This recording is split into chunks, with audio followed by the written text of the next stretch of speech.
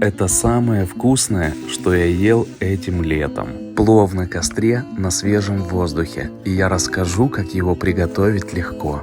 Режем лук дольками, морковь соломкой. Наливаем масло в разогретый казанок, масла не жалеем. Часть лука сразу забрасываем в казанок, чтобы он стал коричневым, и слегка солим. Режем мясо крупными кусками и добавляем в коричневый лук. Обжариваем мясо и высыпаем остальной лук и морковь. Теперь жарим все это вместе, периодически помешивая. Нужно довести до такого состояния, как показано на видео.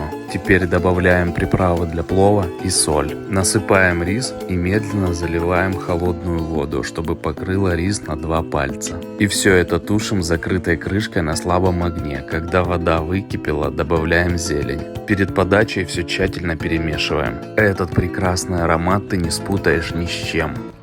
Смакота, шкода Мурчику не дісталося.